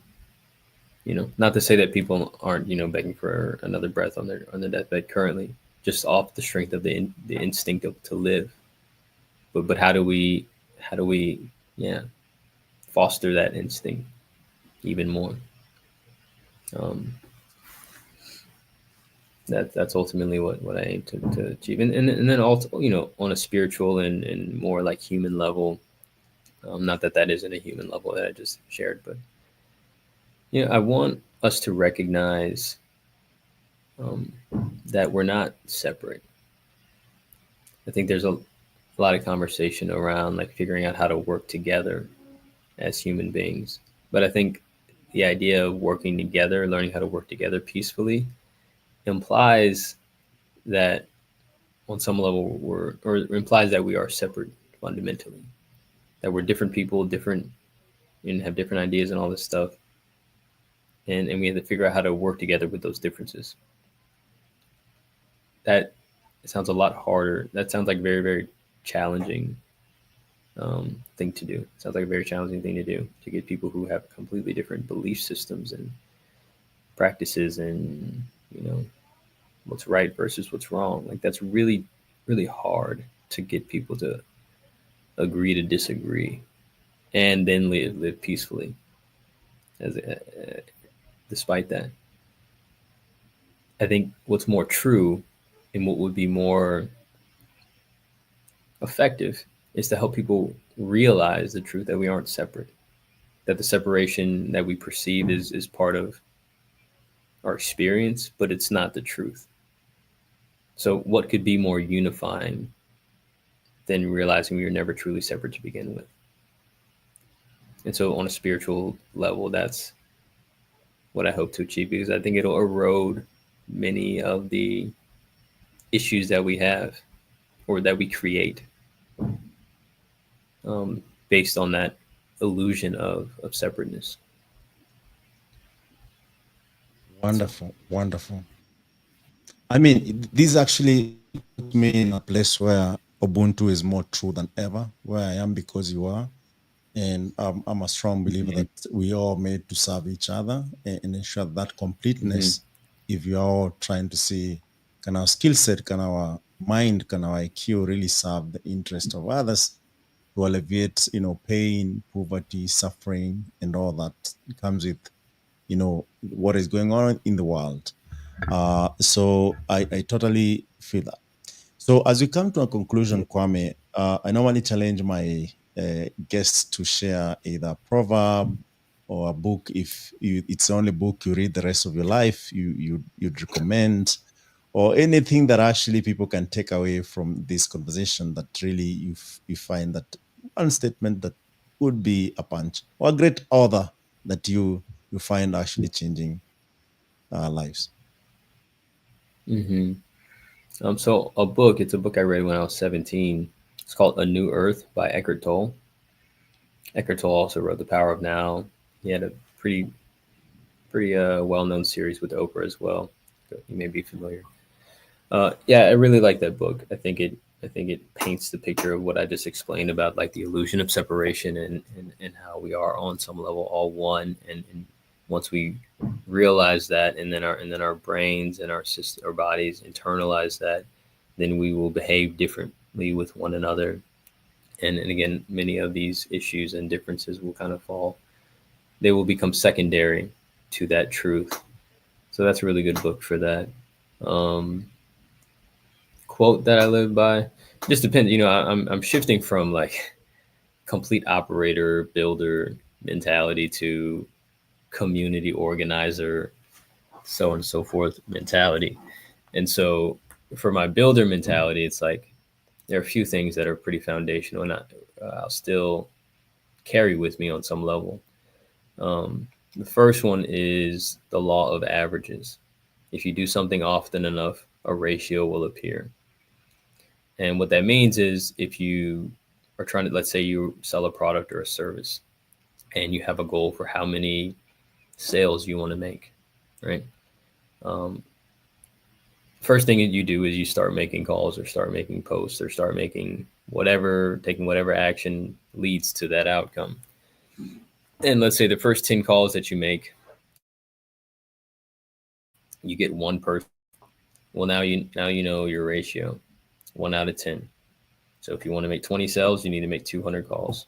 If you want to make 100 sales, you need to make 1,000 calls. Because once a ratio starts, it tends to continue, right? Again, this is a law, if you will. And then over time, though, as you continue, on that approach, right, you're making 1,000 calls to get 100 sales. Eventually, every 10 calls you make, you get 2 sales, because you're getting better at selling your product, or people are learning more about your product, or the ratio can be improved because you can get better. And eventually, at least this, as this story goes anyway, they got up to about three out of 10. So every 3 calls or every 10 calls they made 3 sales. Okay, that's failing, right? When you look at it through the lens, say, of like a test or something like that. But in baseball, if you bat 300, right, get on base 3 out of 10 times, they pay you $10 million a year. And so the lesson here is that you don't have to bat 1,000 to be successful. 1 out of 10 is fine. 2 out of 10 is great. 3 out of 10 make you rich beyond your wildest imagination. So that fundamental understanding, and that's similar to what I was sharing with you earlier about like Black founders trying to raise money from venture capitalists. You've got to do enough numbers until you get a ratio, until you get 1 sale. Then now you know, okay, well, if I want to get 2 investors, I got to talk to 4,000 funds. Yes. And that's just what, and then once you just accept that, like, again, because no one owes you anything. None of these investors have to invest anything in anyone. Yes. Now they do for their business. That's how their business works too. But they don't have to invest in you. And we all need to let go of that chip on our shoulder, our expectation from anyone, because really no one owes you anything. I think it's good that people do things for people, and I will encourage that all the time, foster that as much as I possibly can, and do it myself. But if I'm expecting something from someone and they don't do it, I assume they had good reasons within and without their control. It has nothing to do with me, and I don't take it personally. I just know that I have to make more calls. And that's that, so that's like a thing that I carry with me from business. I think it's the foundation and most important mentality as it relates to the success of an entrepreneur, because it then allows you to have resilience and chase the no's. You're just, okay, every 7 no's I get 3 yeses. Great. I'm just going to run that until I'm making $1 million a month. Right? So long as people are buying. If you're getting 0 out of 10 and then 0 out of 20 and 0 out of 50, unless it's in this fundraising area, and or even if it is in the fundraising area, it may be the case that the venture capital fundraising model is not the model that Black founders should be pursuing. That could be the case too. So we need to go to a different environment. That may be the case. I raised $500,000 in 2 years through incubator and accelerator programs. Maybe that's the avenue. And that is ultimately, on some level, what I decided to do, because I also don't have to sell the company in that process. I get grants from these programs, right, as opposed to equity investments from investors. So it's also something to note. Like, you have to be mindful of enough to know when to pivot. Yeah. But if you're making sales at 1 out of 10, 1 out of 100, I don't know. I think it's worth running the numbers up, see what you can do. Yeah. But yeah, now on a more like community organizer approach mentality.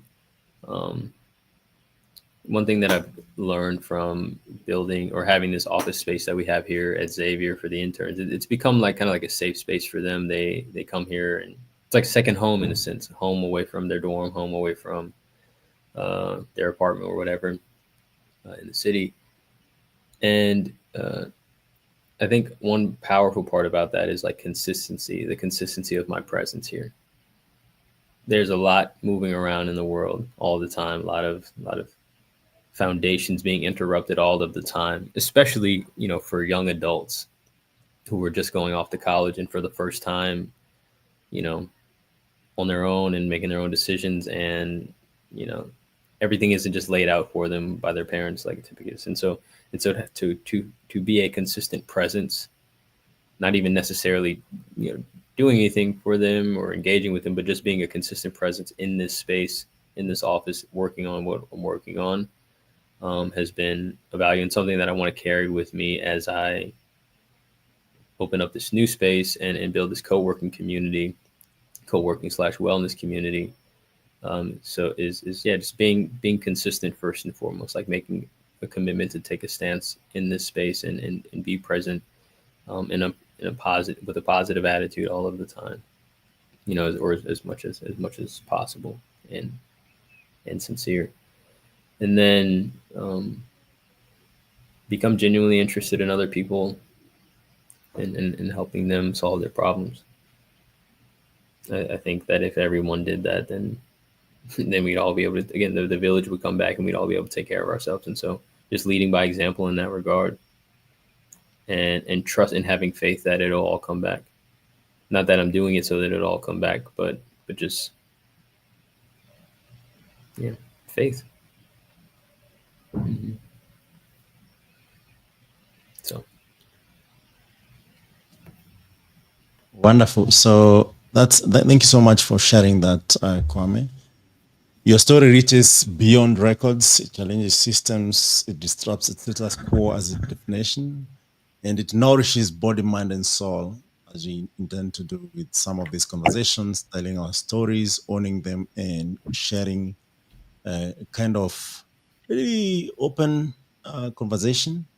So I'd encourage our users to check out bEHR app and also participate for your own benefit, and just come as a whole and see what the community has for you. For our listeners who want to support the mission, participate in bEHRATHON or bEHRATHON or redefining, or connect with the app where you should begin and ensure that you're reaching out. So much more if you want to join Impact Masters, where we want to build also a hackerspace where people meet, build solutions, curate ideas, exchange ideas, and be together. Ensure you check out impactmasters.io. We have so many initiatives, especially in tech, community, and creatives, as well as businesses that want the solution built. So as of now, you can click sign up and join the movement. We want to build an ecosystem where people can actually build solutions that really go beyond the normal solution you're used to, and make a living out of it. Without further ado, thank you so much. Ensure that having 2 million steps is not a joke, and really appreciate you and celebrate you at the same time, because this alone actually is challenging people and even showing that it's possible for those who have thought it's not possible. So if this episode resonates with you, subscribe, share it, and continue building impact that endures. And always reach out to us in case you want your story recorded. We thank you, everyone. Until next time, goodbye.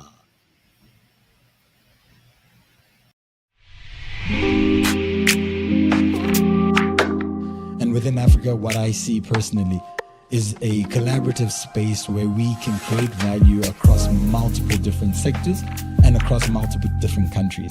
And what does that require? It requires each individual to play their part. And more so than that is also for us to be able to collaborate to make sure that we are maximizing the value that exists amongst us. A lot of people founders here and a lot of developers here can attest that sometimes we build MVPs for even 4 months and 6 months, only to put it in the market and realize it's not going to work. People don't like it. It can't do anything. And then you have to build again for 6 months. Before you know it, that's 1 year. The best gift you can give to a human being is a chance. Yeah, exactly. A child that does not cry will die in the career.